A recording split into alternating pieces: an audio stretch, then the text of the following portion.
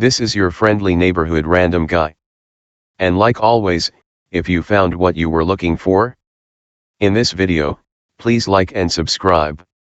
John Herbert Dillinger, June 22, 1903 to July 22, 1934, was an American gangster during the Great Depression. He led the Dillinger Gang, which was accused of robbing 24 banks and 4 police stations. Dillinger was imprisoned several times and escaped twice.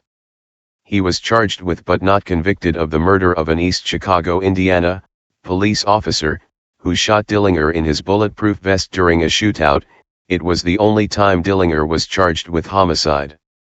Dillinger courted publicity. The media ran exaggerated accounts of his bravado and colorful personality, and cast him as a Robin Hood. In response, J. Edgar Hoover, director of the Bureau of Investigation, BOI, used Dillinger as a campaign platform to evolve the BOI into the Federal Bureau of Investigation, developing more sophisticated investigative techniques as weapons against organized crime.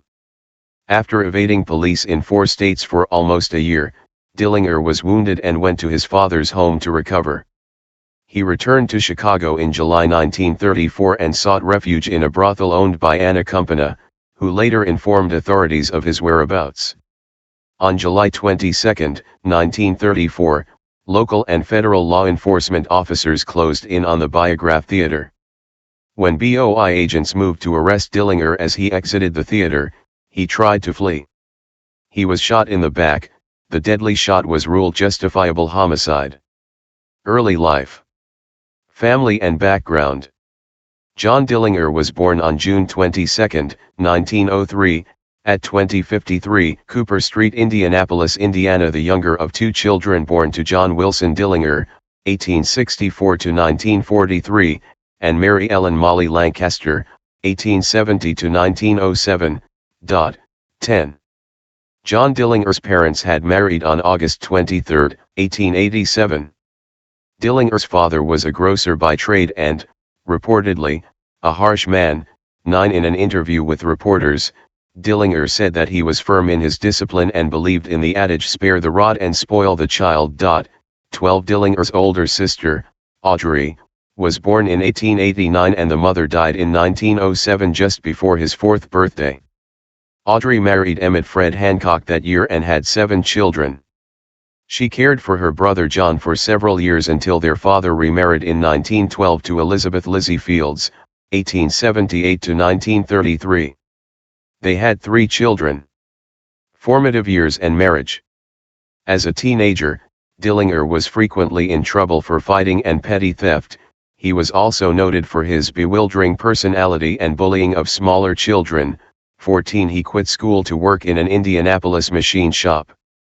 His father feared that the city was corrupting his son, prompting him to move the family to Mooresville, Indiana, in 1921.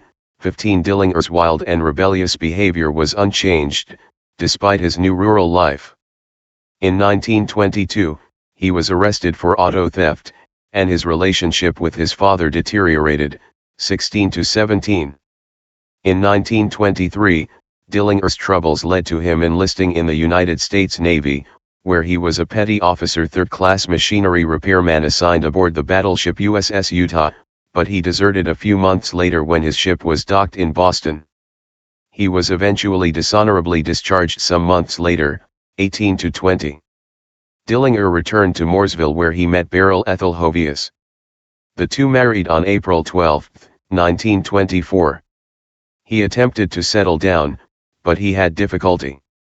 Unable to find a job, he began planning a robbery with his friend Ed Singleton, 22, who was an ex-convict.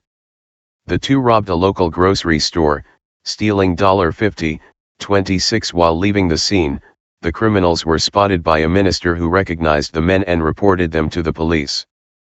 During the robbery, Dillinger had struck a victim on the head with a machine bolt wrapped in a cloth and had also carried a gun which, although it discharged, hit no one. The 2 men were arrested the next day. Singleton pleaded not guilty, but after Dillinger's father, the local Mooresville church deacon, discussed the matter with Morgan County prosecutor Omar O'Hara, his father convinced Dillinger to confess to the crime and plead guilty without retaining a defense attorney. 24. Dillinger was convicted of assault and battery with intent to rob, and conspiracy to commit a felony. He expected a lenient probation sentence as a result of his father's discussion with O'Hara, but instead was sentenced to 10 to 20 years in prison for his crimes. His father told reporters he regretted his advice and was appalled by the sentence. He pleaded with the judge to shorten the sentence, but with no success. 25. En route to Mooresville to testify against Singleton, Dillinger briefly escaped his captors but was apprehended within a few minutes. 27. Singleton had a change of venue and was sentenced to a jail term of 2 to 14 years. He died September 2, 1937. Prison time. Incarcerated at Indiana Reformatory and Indiana State Prison from 1924 to 1933, Dillinger began to become embroiled in a criminal lifestyle. Upon being admitted to prison, he was quoted as saying, "I will be the meanest bastard you ever saw when I get out of here." 26. His physical examination at the prison showed that he had gonorrhea, and the treatment for the condition was extremely painful.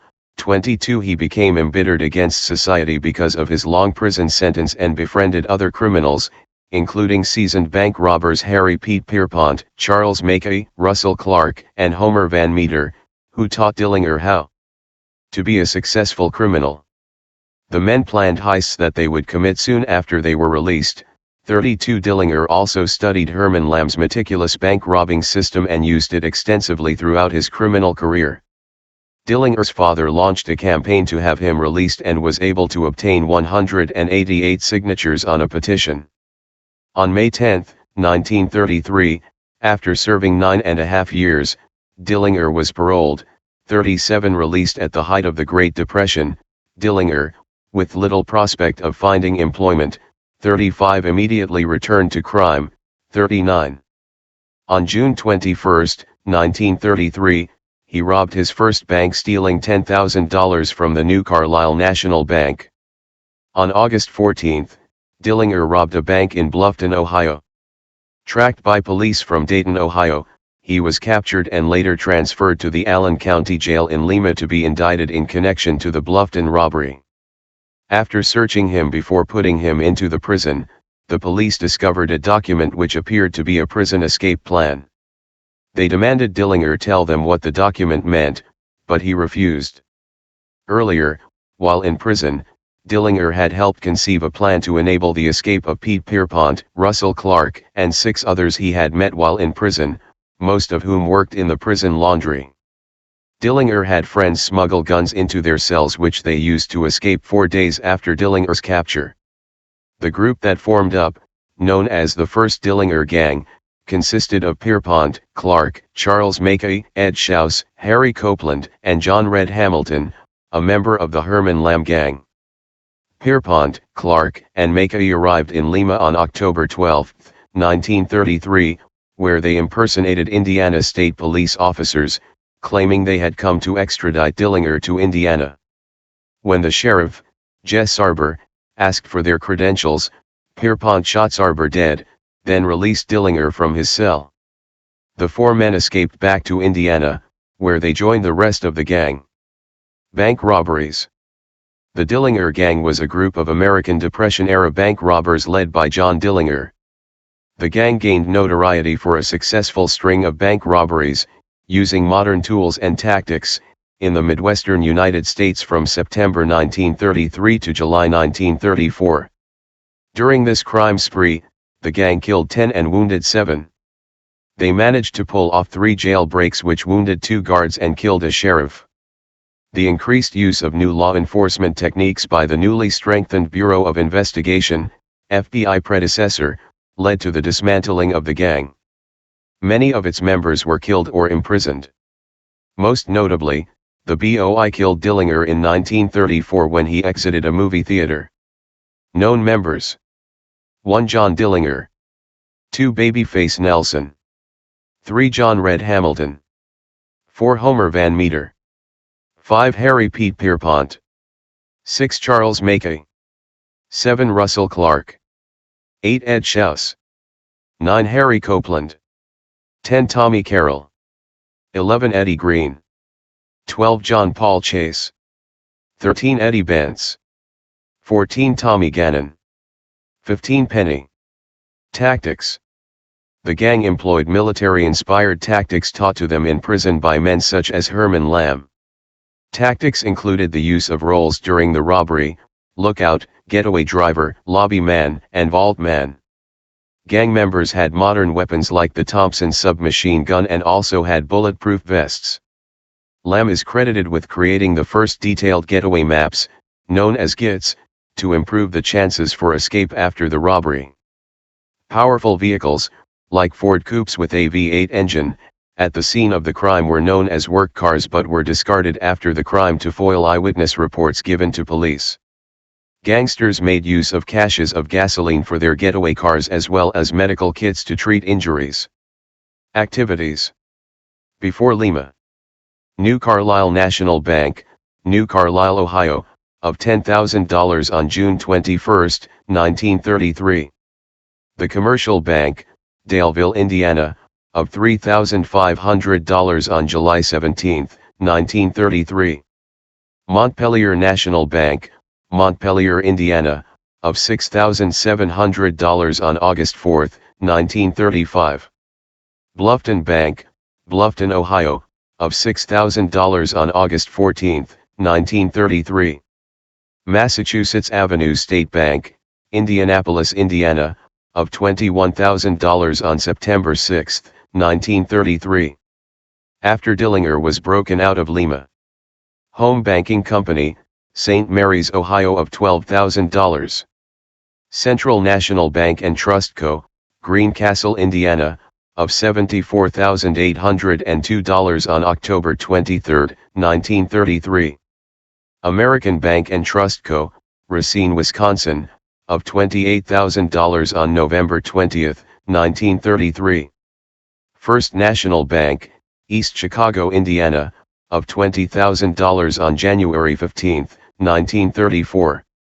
After Dillinger's escape from Crown Point. Securities National Bank and Trust Co., Sioux Falls, South Dakota, of $49,500 on March 6, 1934. First National Bank, Mason City, Iowa, of $52,000 on March 13, 1934. First National Bank, Fostoria, Ohio, of $17,000 on May 3, 1934. Merchants National Bank, South Bend, Indiana, of $29,890 on June 30, 1934. To obtain more supplies, the gang attacked the state police arsenals in Auburn, Indiana and Peru, Indiana, stealing machine guns, rifles, revolvers, ammunition, and bulletproof vests. On October 23, 1933, the gang robbed the Central National Bank and Trust Company in Greencastle, Indiana, making off with $74,802. They then headed to Chicago to hide out. The gang traveled to Racine, Wisconsin and robbed the American Bank and Trust Company, making off with $28,000. On December 14, 1933, CPD Detective William Shanley was killed. The police had been put on high alert and suspected the Dillinger gang of involvement in the robbery of the Unity Trust and Savings Bank of $8,700 the day before. The robbery was eventually determined to have been the work of another outfit. Shanley was following up on a tip that one of the gang's cars was being serviced at a local garage. John Red Hamilton showed up at the garage that afternoon.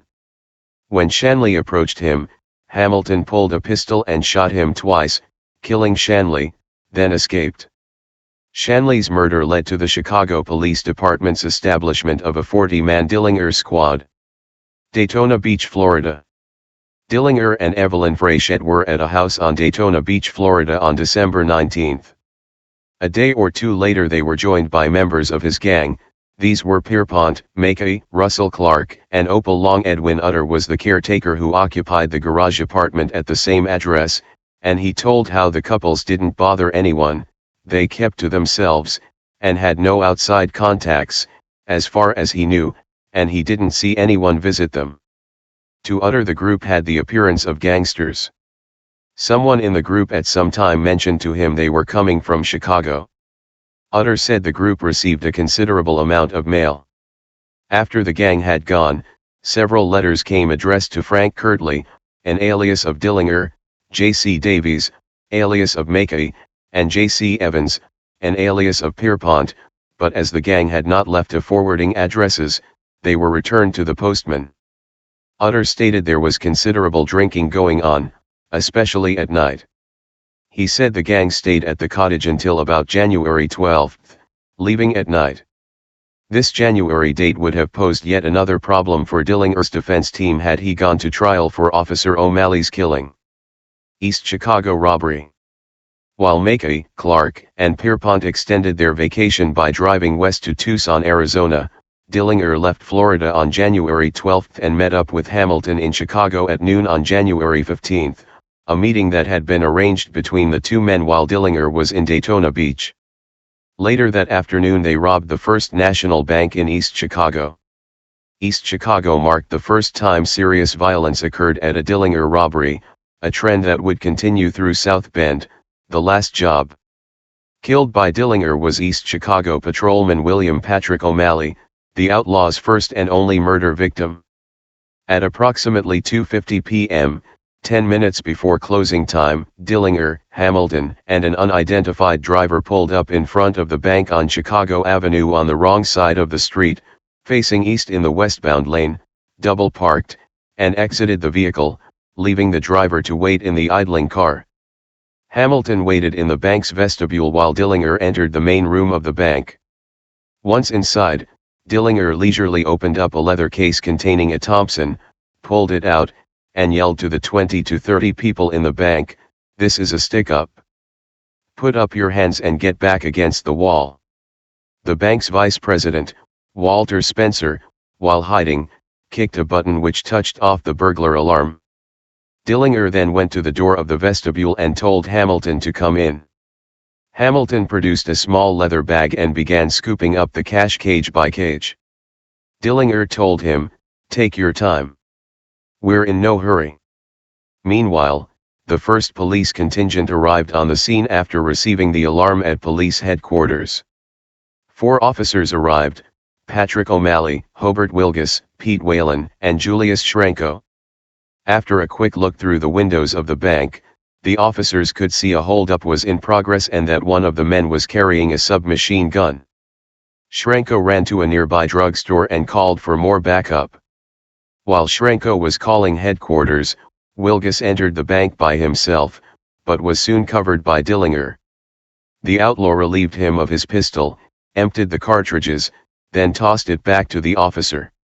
Referring to his Thompson, Dillinger told Wilgus, "You oughtn't to be afraid of this thing. I ain't even sure it'll shoot." Turning his attention to Hamilton, Dillinger said, "Don't let those coppers outside worry you. Take your time and be sure to get all the dough. We'll take care of them birds on the outside when we get there." Dillinger then discovered the hiding VP, Spencer, and ordered him up against the wall with everyone else. Schranko's call for backup emptied the station of all but its phone operator. 4 more officers arrived, Captains Tim O'Neill and Ed Knight, and officers Nick Rannick and Lloyd Mulvihill. Mulvihill would be murdered by Van Meter on May 24. These 4 officers joined the other 3 in positions on either side of the Chicago Avenue entrance to the bank. Apparently, not one of them noticed the getaway car double parked on the wrong side of the street right outside the bank door, with its driver sitting unconcerned in the seat with the motor running. Dillinger then ordered Spencer and Wilgus to lead the way out of the bank, acting as shields. The 4 walked down the sidewalk toward the car.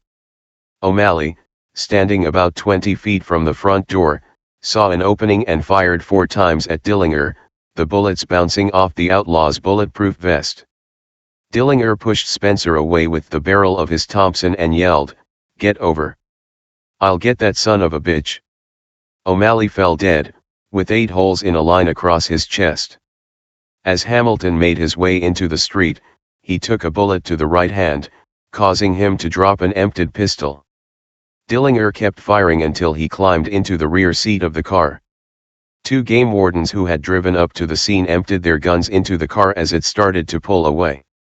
The car actually started to pull away before Hamilton had closed the left rear door, and the door was partly torn off as it caught on the rear of another vehicle. The Ohio plates used at the gang's earlier robbery of a Greencastle bank in October were used on the East Chicago getaway car. Police believed the car may have been a Plymouth, but was actually a 1934 Ford two-door sedan. The abandoned car was found the following day at Byron Street and California Avenue, Chicago. Every officer, as well as numerous witnesses inside the bank, identified Dillinger as being one of the robbers, and the gang member who shot Officer O'Malley. Prints were taken of the piece Hamilton left behind, which identified him. Dillinger was officially charged with Officer O'Malley's murder, although the identity of the actual killer is debatable, and it is still questioned by some whether Dillinger participated in the robbery at all. 154. As police began closing in again, the men left Chicago to hide out first in Florida, later at the Gardner Hotel in El Paso, Texas, where a highly visible police presence dissuaded Dillinger from trying to cross the border at the Santa Fe Bridge in downtown El Paso to Ciudad Juarez, Mexico. They instead crossed the border further south in Texas, eventually making their way to Tucson, Arizona. Hiding out in Tucson. The old lobby of the Hotel Congress, which was built in 1919 and associated with John Dillinger. The hotel is located at 303 to 311 E Congress St. in Tucson, Arizona. Display of newspaper clippings of the capture of John Dillinger and his gang in the old lobby of the Congress Hotel. On January 21, 1934, a fire broke out at the Hotel Congress in Tucson where members of the Dillinger gang were staying. Forced to leave their luggage behind, they were rescued through a window and down a fire truck ladder. Mackay and Clark tipped several firemen $12, each, according to a bureau report, to climb back up and retrieve the luggage, affording the firefighters a good look at several members of Dillinger's gang. One of them, William Benedict, later recognized Mackay, Pierpont, and Ed Schaus while thumbing through a copy of True Detective and informed the police, who traced Mackay's luggage to 927 North 2nd Avenue. Officers from the Tucson Police Department went to the address on the afternoon of January 25, and there arrested Clark after a struggle. They found him in possession of $1,264.70 in cash. Mackay was then followed to the Grab Electric and Radio store on Congress Street, where he was looking at a radio capable of picking up police calls, and was apprehended there. He had $794.09 of cash in his possession. To capture Pierpont, the police staged a routine traffic stop and lured him to the police station, where they took him by surprise and arrested him. There was $99.81 recovered in Pierpont's personal effects and $3,116.20 on Mary Kinder. Dillinger was the last one taken, caught when he returned to the bungalow where Clark was captured. He had $7,175.44 in his possession, including notes from his robbery of the First National Bank in East Chicago, A000919 through A001107. These amounts, along with a leather money bag found, totaled over $25,000 in cash, as well as a cache of machine guns and several automatic weapons. The men were extradited to the Midwest after a debate between prosecutors as to where the gang would be prosecuted first. The governor compromised, and ordered that Dillinger would be extradited to the Lake County Jail in Crown Point for Officer O'Malley's murder in the East Chicago bank robbery, while Pierpont, Mackay, and Clark were sent to Ohio to stand trial for Sheriff Sarber's murder. Schaus's testimony at the March 1934 trials of Pierpont, Mackay, and Clark led to all three men being convicted. Pierpont and Mackay received the death penalty, while Clark received a life sentence. On September 22, Mackay would be shot dead by guards when he and Pierpont attempted to escape with fake pistols that were carved from bars of soap and painted black with shoe polish. Pierpont was wounded, and executed on October 17. Clark would ultimately be released in 1968, dying of cancer a few months later. Dillinger was flown back from Douglas Airport, Tucson, to Midway Airport, Chicago over the course of 2 days. With Lake County Chief Deputy Carol Hawley, Sheriff Lillian Hawley's nephew, and East Chicago Chief of Police Nick Mocker escorting the outlaw, the plane departed Tucson at 11:14 p.m. on Monday, January 29. After stops in Douglas, Arizona, plane change, El Paso, Abilene, Dallas, another plane change, Fort Worth, Little Rock, and Memphis, another plane change, a Ford Trimotor, there was yet another stop in St. Louis, where Chicago Times reporter/photographer Sol Davis boarded the aircraft and was obliged by Dillinger to take a few photos and ask some questions. After a while, growing weary of the questions and being photographed, the outlaw told Davis, "Go away and let me sleep."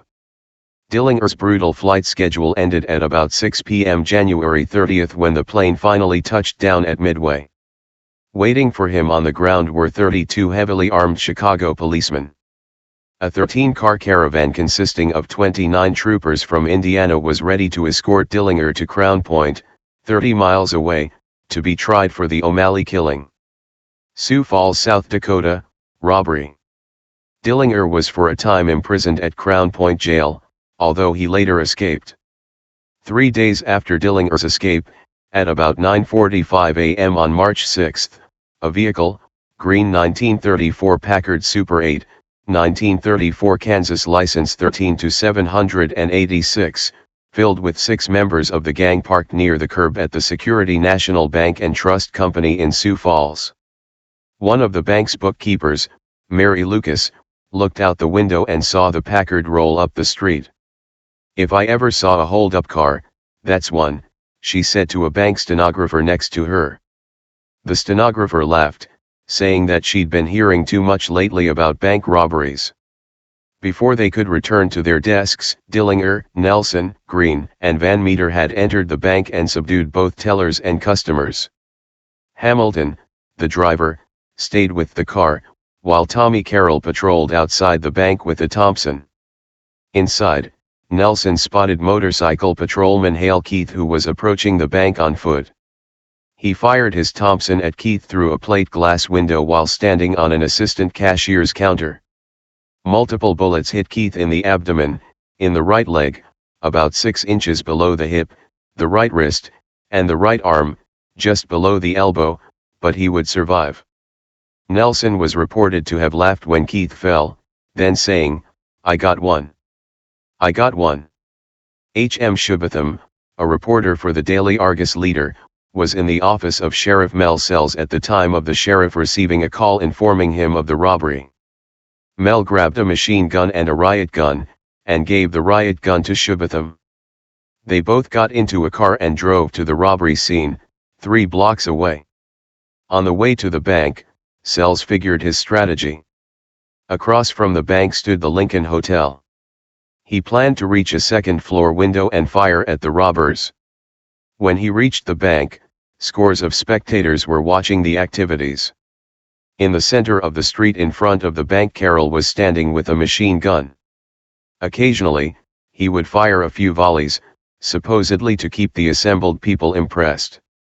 There exists a photograph taken of Tommy Carroll from across the street during the robbery, an action photo that is most likely unique to pre-war bank robberies. Sheriff Sells backed his coupe into the alley behind the Lincoln Hotel and took his weapon to the second floor, leaving the Thompson with Shubatham. Surrounding themselves with bystanders, the gang backed out of the bank to the Packard. No officers dared to shoot.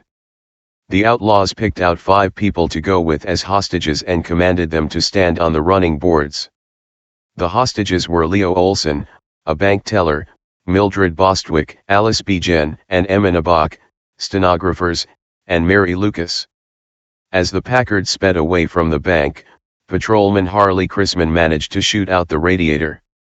Shortly after they left town, they swerved to avoid collisions with 2 horse-drawn milk wagons. Moments later, Dillinger released Olson, then made the women get into the car, which was already packed with the rest of the gang, their guns, extra gasoline cans, and the robbery loot.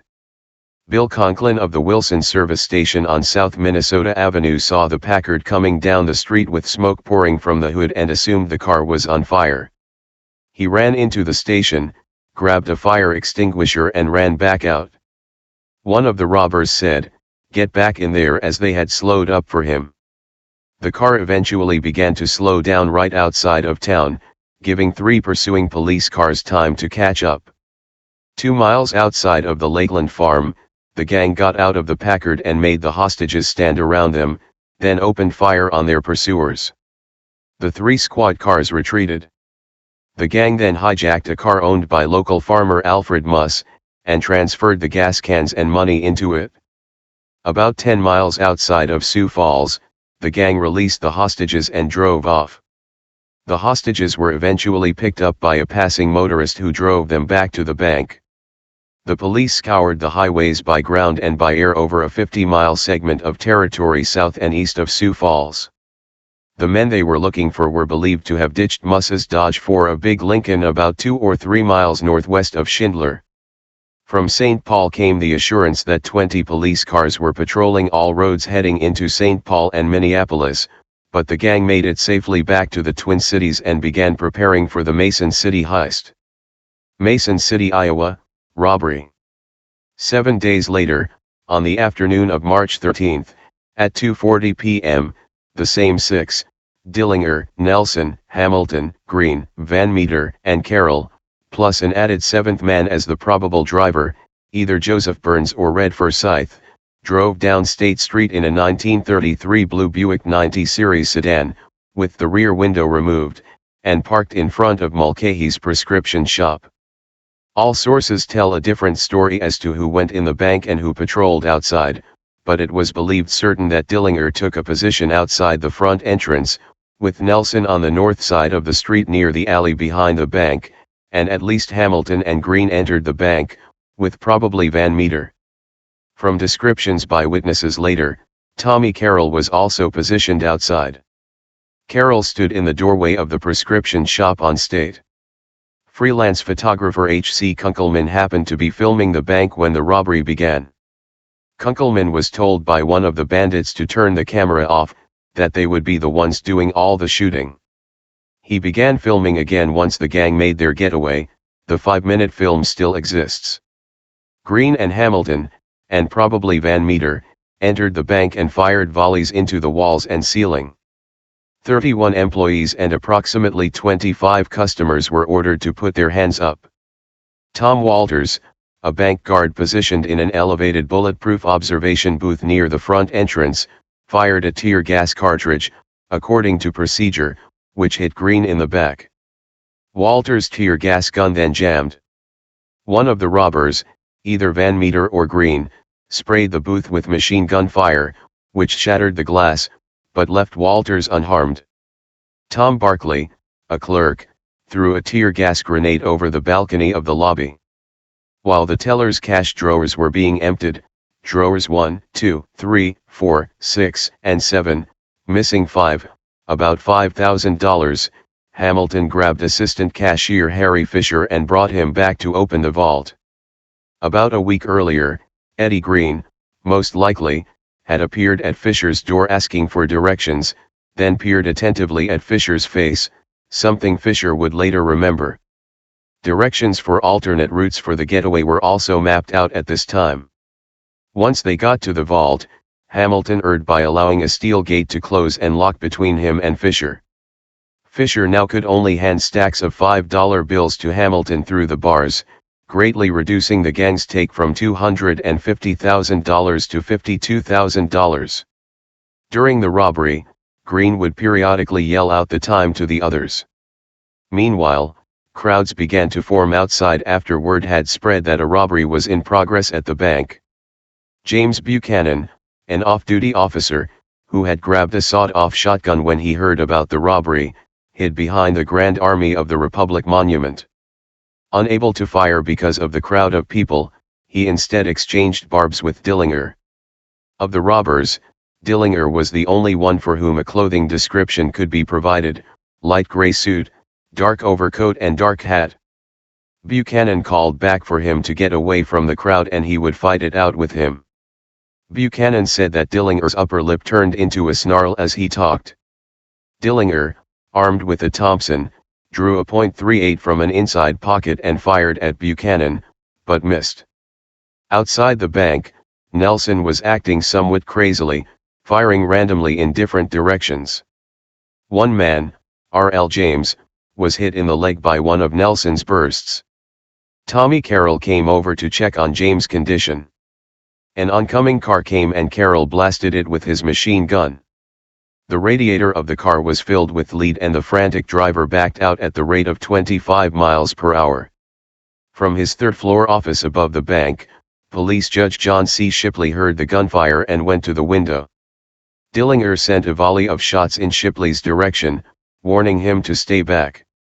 The judge retreated, but went to his desk and grabbed a pistol, then returned to the window and fired, hitting Dillinger in the left shoulder.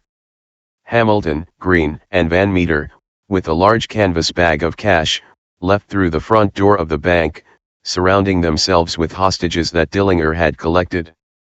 The entire gang moved as one around the corner onto State Street, with Dillinger in the center of the group. Judge Shipley, again, was at a window from above the bank and risked firing into the group, this time striking Hamilton in the shoulder. When Hamilton saw R.L. James lying on the street wounded, he said, "I thought there wasn't going to be any more of this." Nelson, who had now joined them, said, "I thought he was a copper." Nelson then stopped two women who had just come out of a nearby butcher shop and were at the intersection of State Street and the alley directly east of the bank, and marshaled them to the car and commanded them to stand outside of it. Before they reached the car, Nelson snatched the package of meat from Mrs. Clark's hands, threw it to the ground and stomped on it, silencing her protests with, "You'll get paid plenty for it." The number of hostages varies wildly in Dillinger books, but the Mason City Globe-Gazette from that day names 11 people. A couple women sat inside the car on the robbers' laps. Bill Schmidt, an employee of Kilmer Drug, was delivering a bag of sandwiches to the bank and was stopped by Dillinger and also shoved into the Buick. While riding through town, the bag of sandwiches was discovered and they were quickly eaten by the gang. The Buick slowly moved north on Federal Avenue to 2nd Street, taking a left, headed west to Adams, taking another left. The car stayed at about 25 miles per hour within the downtown area. Near 4th Street, Clarence McGowan, along with his wife and 5-year-old daughter, spotted the car. McGowan began to pursue the bandit car after mistakenly believing the vehicle, loaded with people on the outside of the car, to be part of a wedding or some kind of wild demonstration. He was shot in the abdomen after pulling up too close to the Buick. McGowan went home and bathed before going to the hospital. Both McGowan and R.L. James, Nelson's casualty, recovered. The Buick stopped from time to time so that roofing nails could be spread across the highway, sacks full of them. Oncoming cars were stopped by the gang and were ordered to stay where they were for 5 minutes before moving on. Bill Schmidt said that the bandits would drive fairly fast on the straightaway, but slowed down for the bumps. The hostages were let off a few at a time and individually. Mrs. Clark, carrying the meat earlier, and Mrs. Graham were the last two hostages to be released, at a point 3.5 miles south and 1.5 miles east of Mason City. Asked if she'd be able to identify any of the men, Mrs. Clark said, "I sure would, especially the one who winked at me." The Buick was found in a gravel pit about 4 miles south of the city later that evening. According to police, 2 cars had been waiting for the gang, with 1 driver in each vehicle. Once the gang made it back to St. Paul, Green showed up at Pat Riley's, 27-year-old fringe gang member, husband and father, and also bartender at St. Paul's Green Lantern, asking him if he knew where Dr. Nels Mortenson's home in St. Paul was, and requested that he accompany him to see the doctor. Riley later stated to agents that at that time Eddie Green was driving a Hudson and that Dillinger and Hamilton were in the back seat, that both individuals had gunshot wounds in the shoulders and that Dillinger appeared to be nauseated and slightly dizzy. All four proceeded to Mortenson's home at 2252 Fairmount Avenue in St. Paul, arriving just after midnight. Mortenson answered the call in his night clothes. He examined both men, probing the wounds. Riley said that during this time Dillinger was quite ill and wobbly or faint and had to sit down on the couch. Mortenson told them the wounds weren't serious and that he didn't have his medical bag there. He asked them if they had any liquor. They replied in the affirmative. He instructed them to go home and take a stiff drink and to return to his office the next day. They didn't appear. The four returned to Green's car and drove to the intersection of Snelling and Selby, where Green gave Riley a $5 bill and let him out of the car. Riley said he hailed a blue and white taxi and then returned home. Eddie Green was later questioned by the FBI, and gave the names of the two doctors to them while in a critical state in the hospital. Preceding the events of the Mason City, Iowa robbery, John Dillinger and his crew reached for safety at Little Bohemia Lodge, located in northern Wisconsin. The owner of the lodge grew suspicious after seeing the behavior of the group of men, and tipped the FBI. 3 FBI agents positioned themselves about the cabin, and waited. Eventually, the agents opened fire on the lodge towards the gangsters, and Dillinger and his crew decided to flee through the woods after returning fire briefly. They escaped, and with no casualties. Little Bohemia Lodge. Very early on April 20th, Van Meter, Marie Comforty, Mickey, and Pat Riley were the first to arrive at Little Bohemia Lodge in the town of Manitowish Waters in northern Wisconsin. Emil Wanitka, who had opened the resort 4 years prior, greeted them. Arriving later, were Dillinger, Hamilton, and Charrington by way of Sault Ste. Marie. Then Nelson and wife Helen, came in from Chicago. And last to arrive were Tommy Carroll and Jean Delaney. Riley stated that on that first night he, Carroll, Lester Gillis, Nelson, Dillinger, and Emil Wanitka played hearts till around midnight. He went to the bar while the others went to their rooms. Hamilton and Pat Charrington had the end room on the left upstairs, while Van Meter and Comforty had the room opposite. Tommy Carroll and Jean Delaney, together with Gillis and Helen, occupied the little cottage on the right of the lodge driveway. Dillinger had the room on the left at the top of the stairs in the main lodge. Riley stated to agents that Van Meter told him that Dillinger's room had 2 beds and that he and Dillinger would share the room. Riley stated that as he entered the room, Dillinger was lying on the bed on the left side of the room, reading with a bottle of whiskey on the stand near the bed. That as he entered Dillinger laid his magazine on the table, but nothing was said.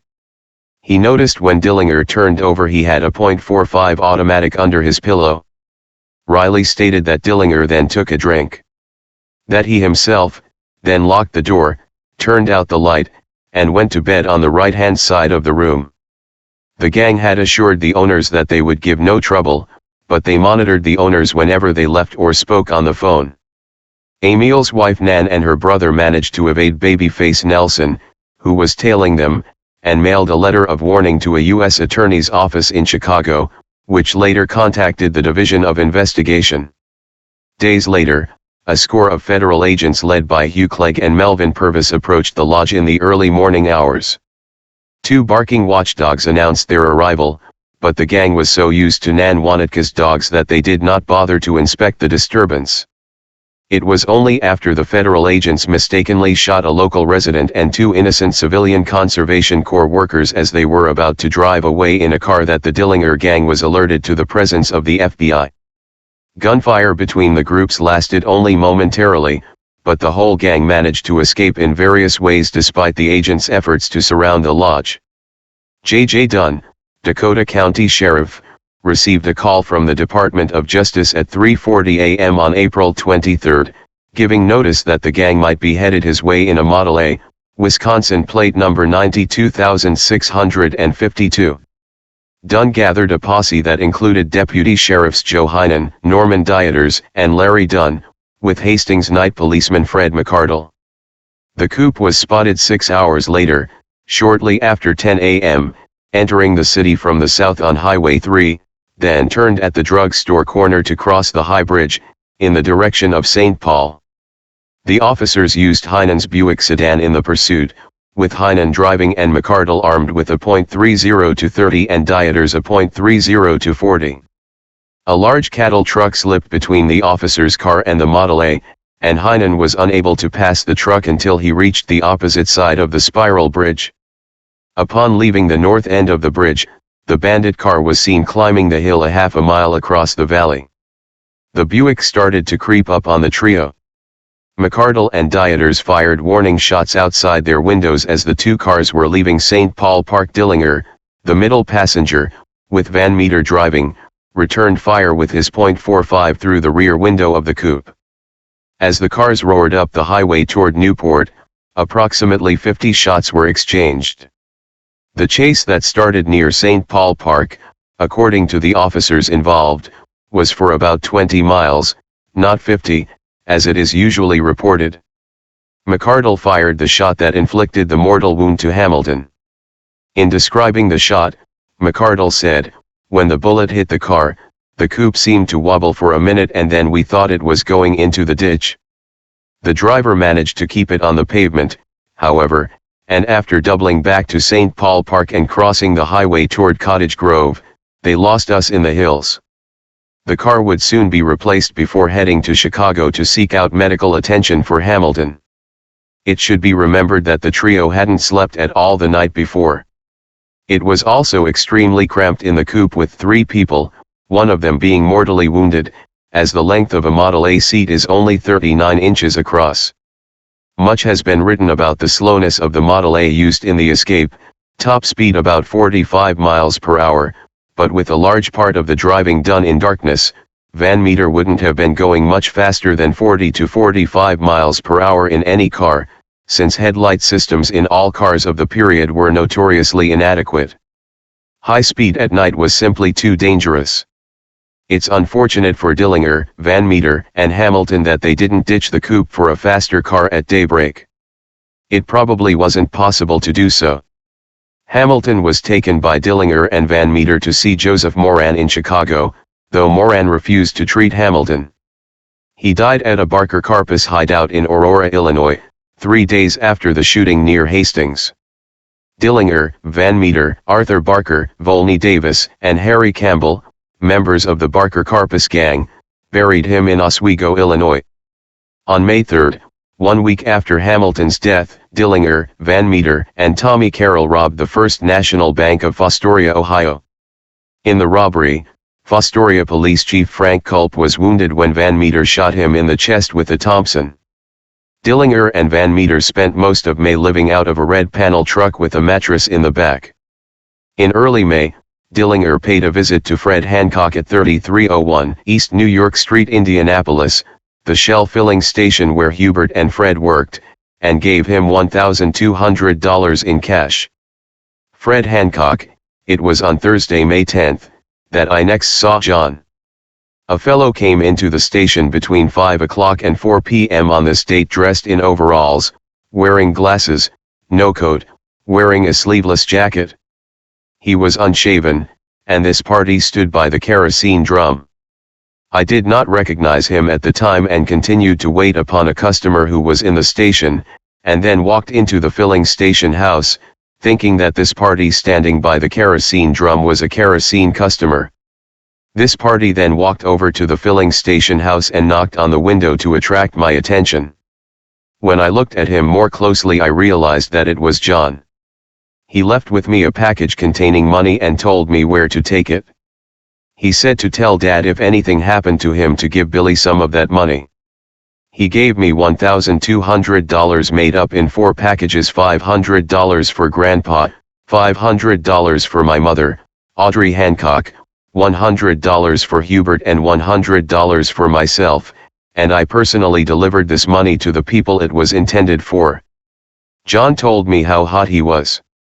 This was after the time the shooting had occurred at Little Bohemia Lodge in Wisconsin. He said he would return in 2 weeks. He was walking at the time, and I do not know how he came into the station. When leaving, he walked out of the station and walked south on LaSalle Street to Washington Street.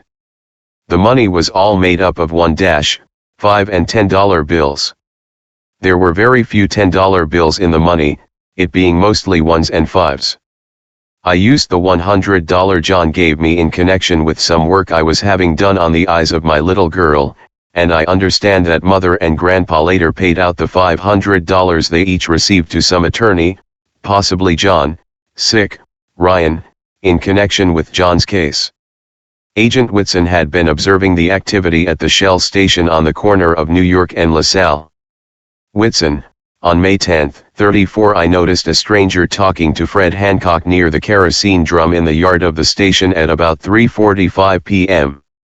He was wearing blue overalls, brown vest, blue shirt and tie, dark hat, and wore spectacles, either rimless or with a thin metal rim. His complexion was ruddy and he had a stubble of beard. In his right hand he carried at all times what appeared to be a pint milk bottle wrapped in newspaper. About 3:50 p.m. the stranger left the station, going south on LaSalle Street toward Washington Street.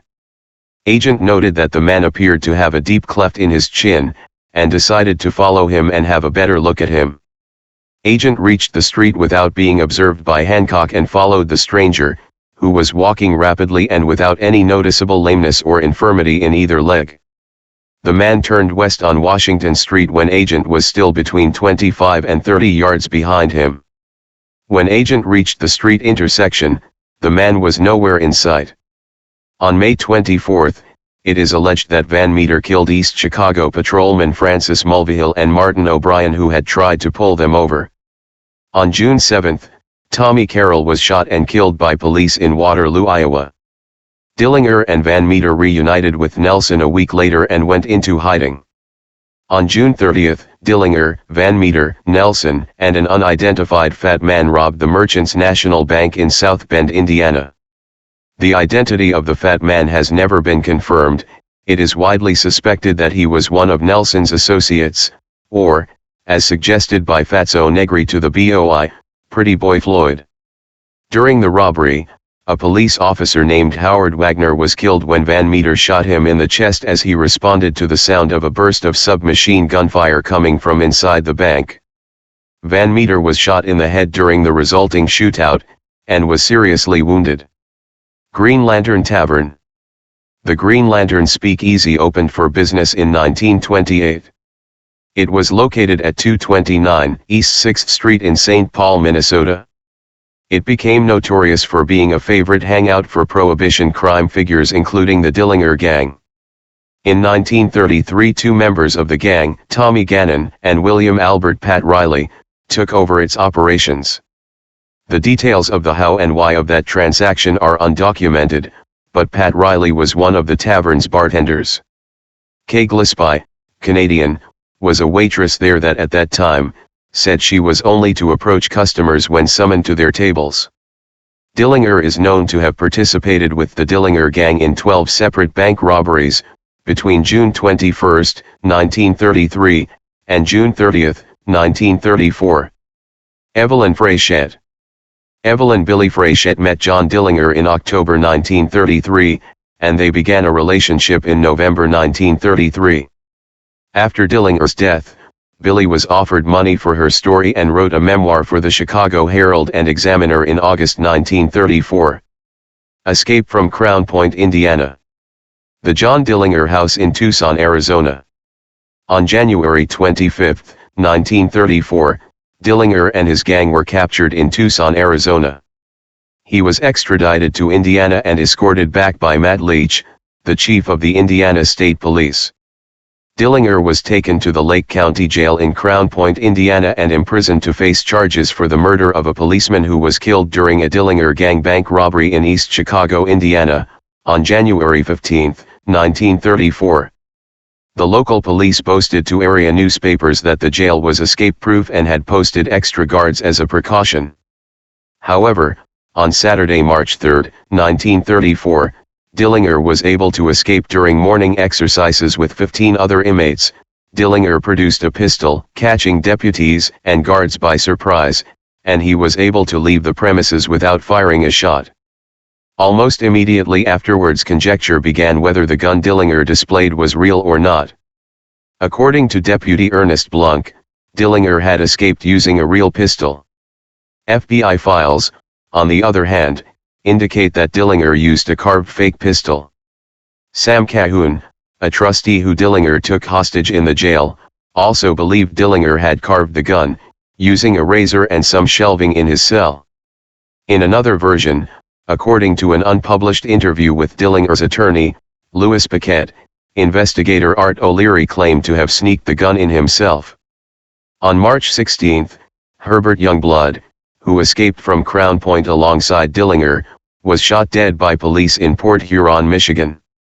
Deputy Sheriff Charles Kavanaugh was mortally wounded in the battle and later died.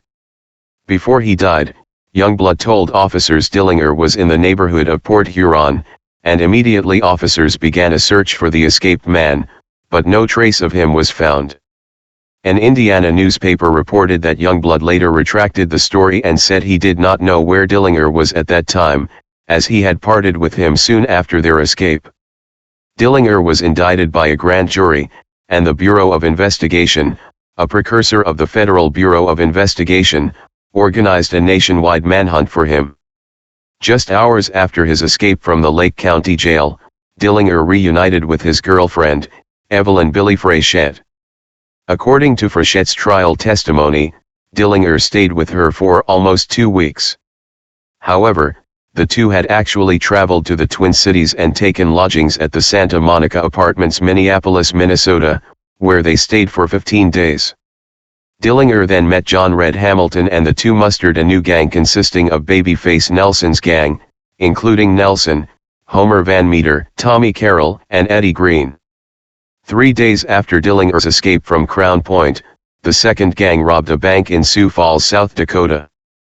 A week later they robbed First National Bank in Mason City, Iowa. Lincoln Court Apartments shootout. Setting. On Tuesday, March 20, 1934, Dillinger and Frechette moved into the Lincoln Court Apartments in St. Paul, Minnesota, using the aliases Mr. and Mrs. Carl T. Hellman. Daisy Coffey, the landlord, testified at Frechette's trial she spent most evenings during Dillinger's stay observing what was happening. On March 30, Coffey went to the FBI's St. Paul field office to file a report, including information about the couple's new Hudson sedan parked in the garage behind the apartments. Surveillance. As a result of Coffey's tip, the building was placed under surveillance by two agents, Rufus Coulter and Rusty Knowles, that night, but they saw nothing unusual, mainly because the blinds were drawn. The next morning at approximately 10:15 a.m., Knowles circled around the block looking for the Hudson, but observed nothing. He parked, first on Lincoln Avenue, the north side of the apartments, then on the west side of Lexington Avenue, at the northwest corner of Lexington and Lincoln, and remained in his car while watching Coulter and St. Paul Police Detective Henry Cummings pull up, park, and enter the building. 10 minutes later, by Knowles's estimate, Van Meter parked a green Ford coupe on the north side of the apartment building. Shootout. Meanwhile, Coulter and Cummings knocked on the door of apartment 303. Frechette answered, opening the door 2 to 3 inches.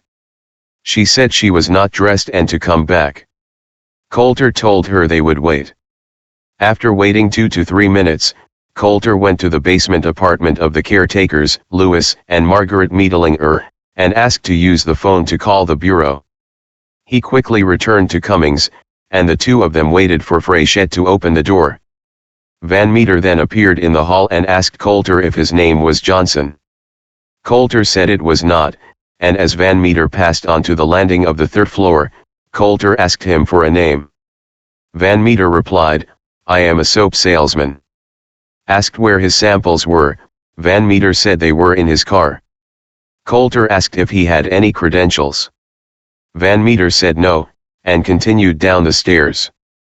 Coulter waited 10 to 20 seconds, then followed Van Meter.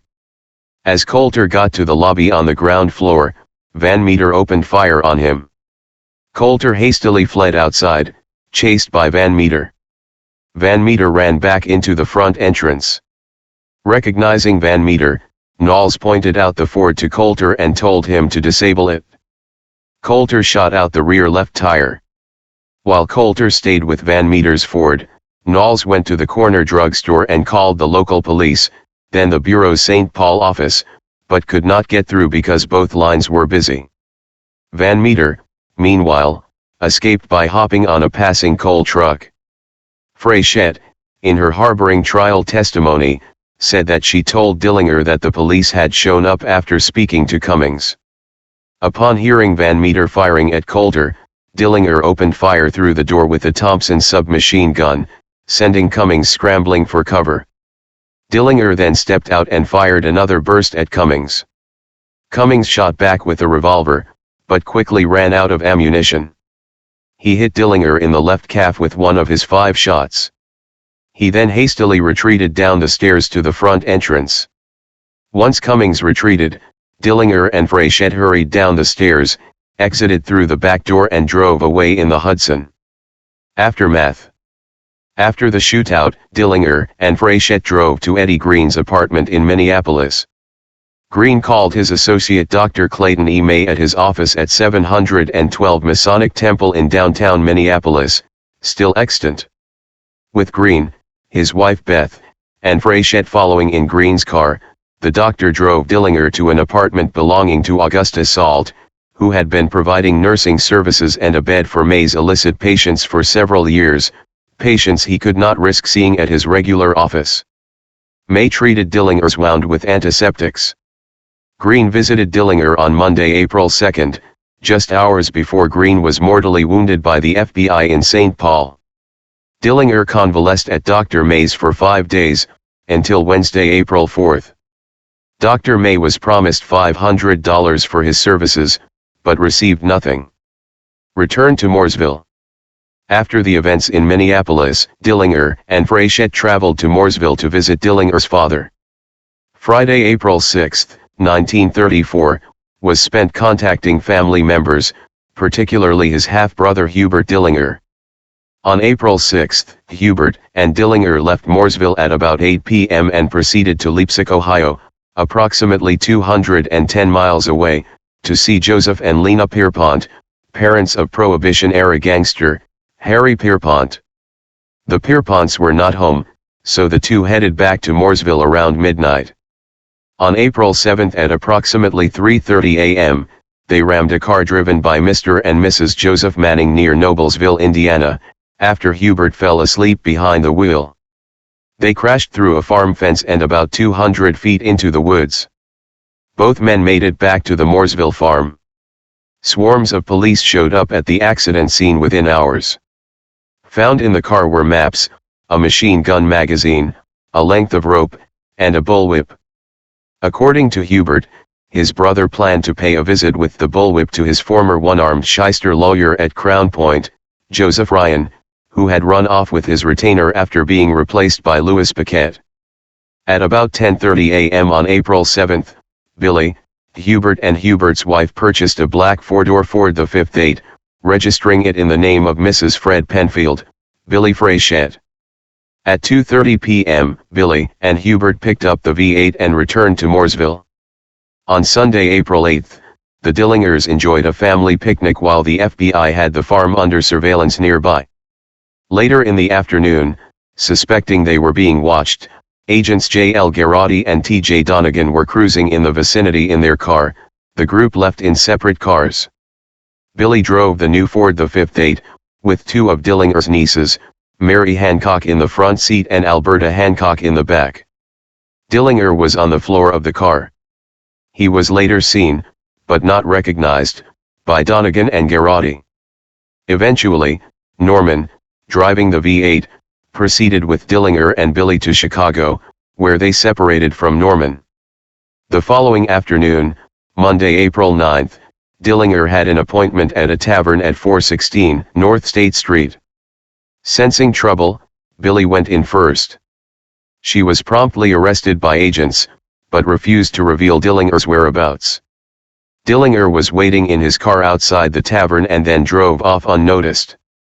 The two never saw each other again. Dillinger reportedly became despondent after Billy was arrested. The other gang members tried to talk him out of rescuing her, but Van Meter encouraged him by saying that he knew where they could find bulletproof vests. That Friday morning, Late at night, Dillinger and Van Meter took a hostage, Warsaw, Indiana police officer Judd Pittenger. They marched Pittenger at gunpoint into the police station, where they stole several more guns and bulletproof vests. After separating, Dillinger picked up Hamilton, who was recovering from the Mason City robbery. The two then traveled to the Upper Peninsula of Michigan, where they visited Hamilton's sister Anna Steve. Escape at Little Bohemia. The Bureau received a call Sunday morning, April 22, that John Dillinger and several of his Confederates were hiding out at a small vacation lodge called Little Bohemia near present-day Manitowish Waters, Wisconsin. Special Agent in charge Melvin Purvis and several BOI agents approached the lodge when three men exited the building and began to drive off. Agents yelled for the car to stop, but the driver did not hear the agents. Agents opened up fire and the driver was killed. Dillinger and some of the gang were upstairs in the lodge and began shooting out the windows. While the BOI agents ducked for cover, Dillinger and his men got out the back and fled. Hiding in Chicago. By July 1934, Dillinger had dropped completely out of sight, and the federal agents had no solid leads to follow. He had, in fact, drifted into Chicago, where he went under the alias of Jimmy Lawrence, a petty criminal from Wisconsin who bore a close resemblance to Dillinger. Working as a clerk, Dillinger found that, in a large metropolis like Chicago, he was able to lead an anonymous existence for a while. What he did not realize was that the center of the federal agents' dragnet happened to be Chicago. When the authorities found Dillinger's blood-spattered getaway car on a Chicago side street, they were positive that he was in the city. Plastic surgery.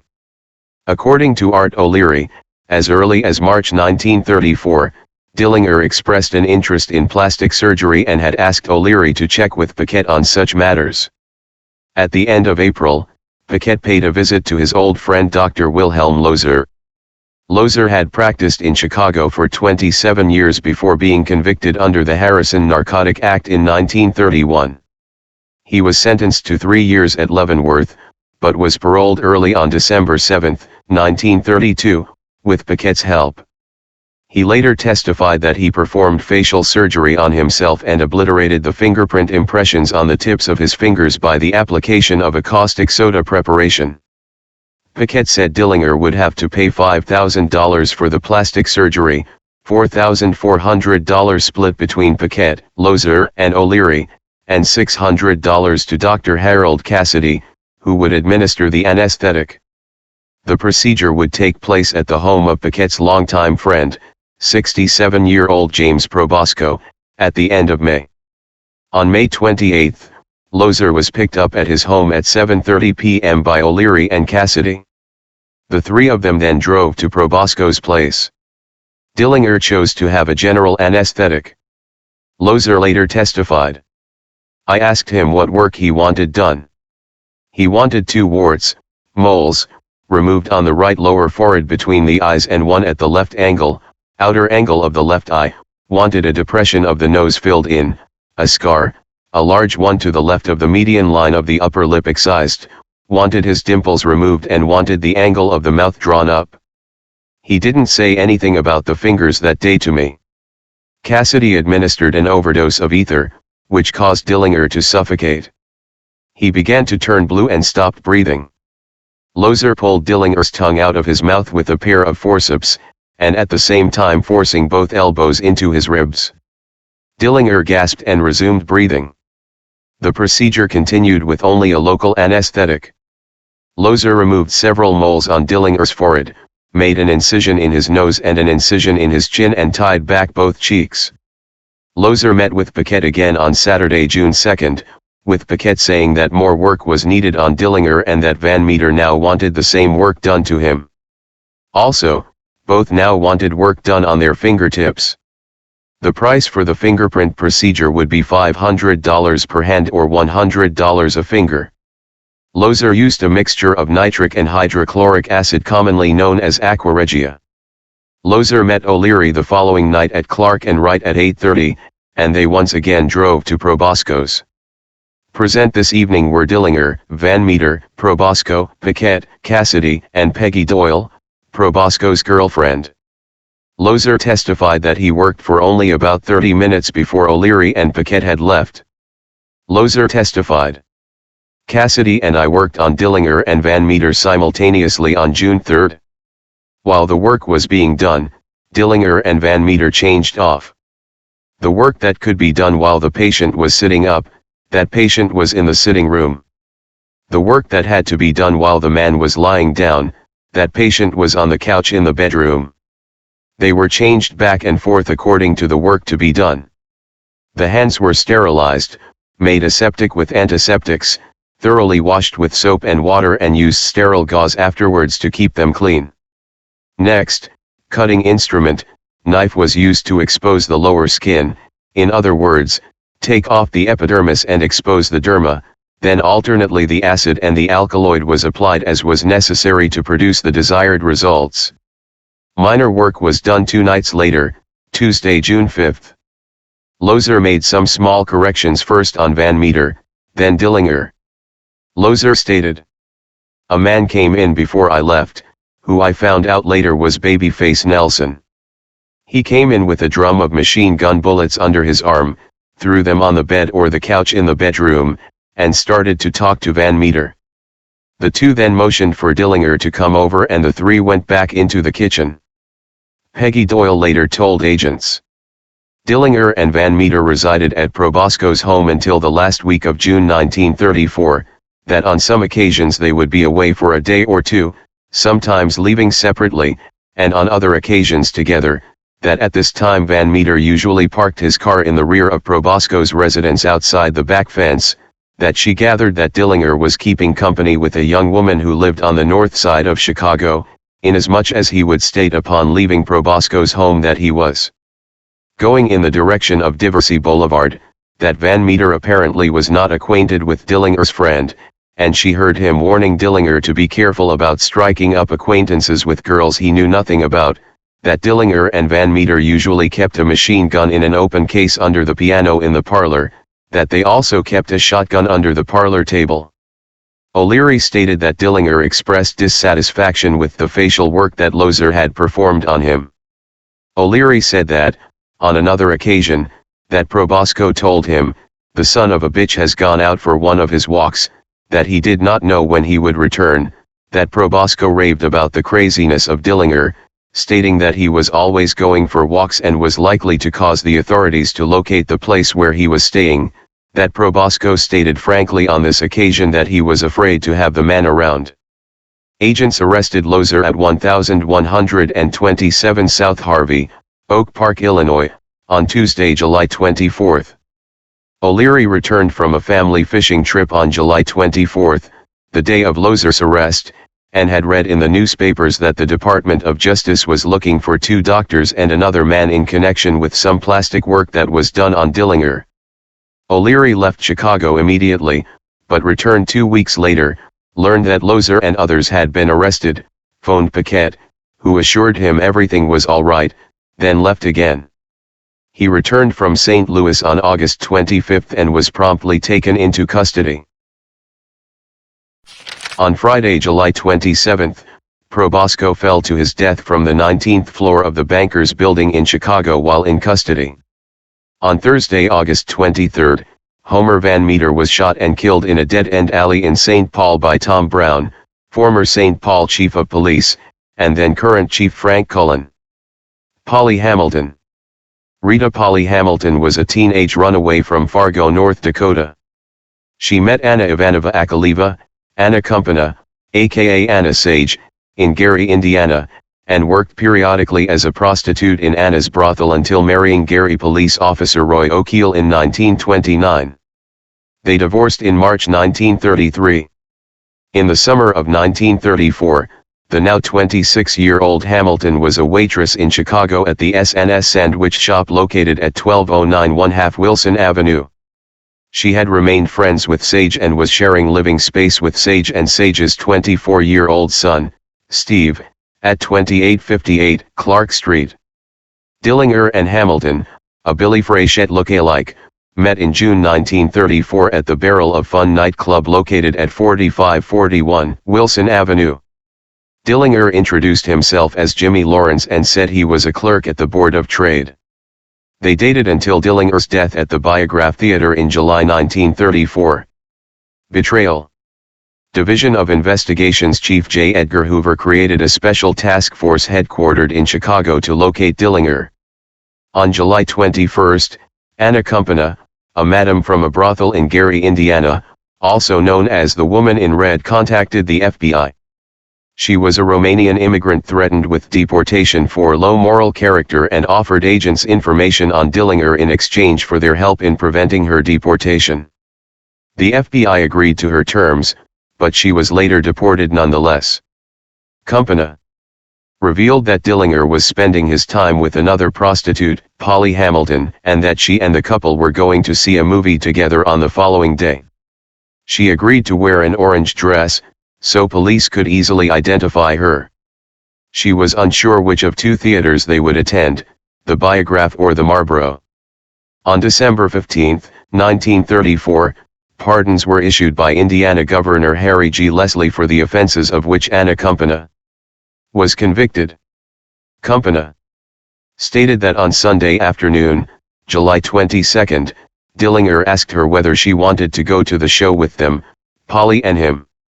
She asked him what show was he going to see, and he said he would like to see the theater around the corner, meaning the Biograph Theater.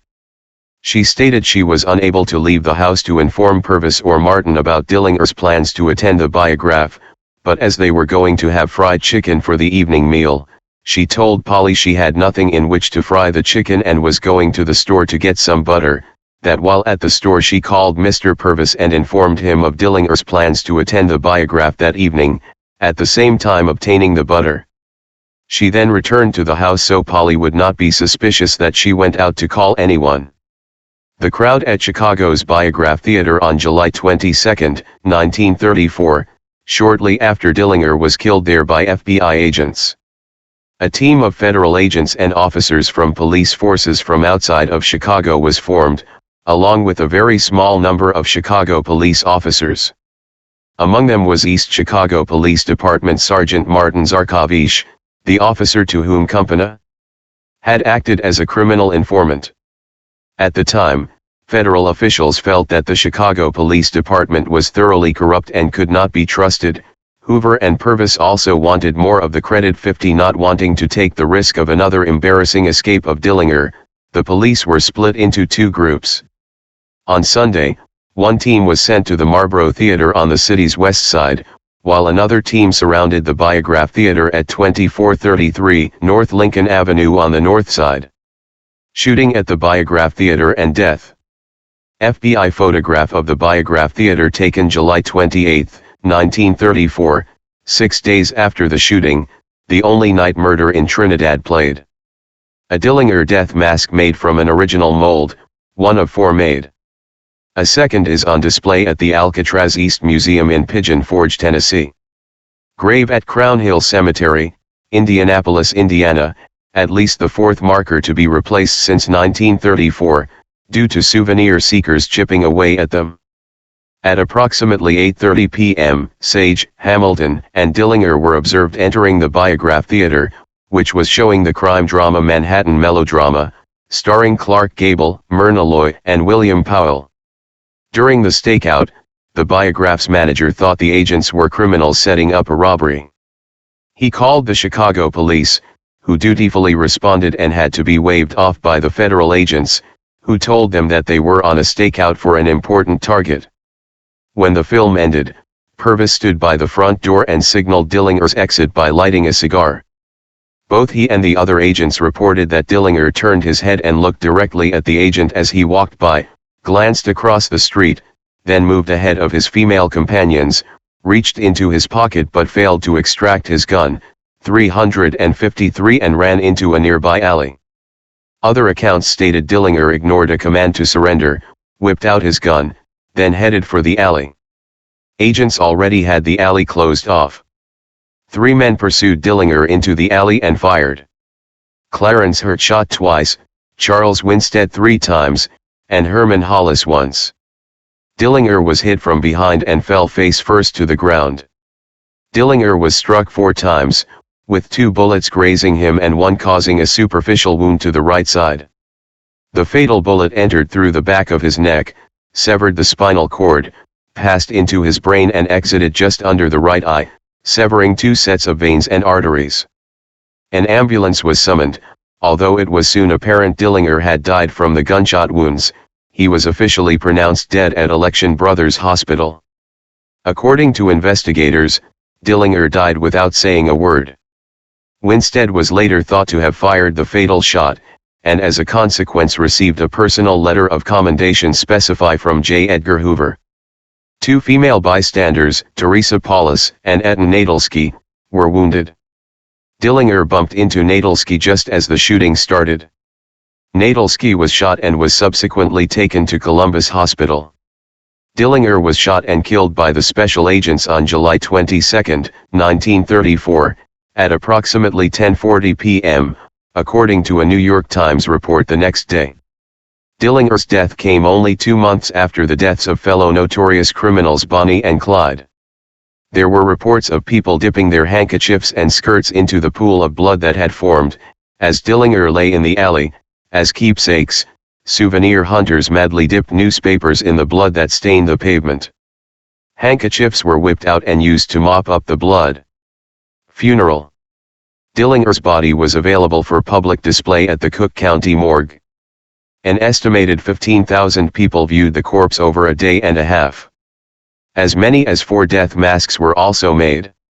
Dillinger is buried at Crown Hill Cemetery in Indianapolis. Dillinger's gravestone has been replaced several times because of vandalism by people chipping off pieces as souvenirs. Hilton Crouch, 1903 to 1976, an associate of Dillinger's on some early heists, is buried only a few yards to the west. And like always, if you found what you were looking for in this video, please like and subscribe. Until next time, your friendly neighborhood random guy.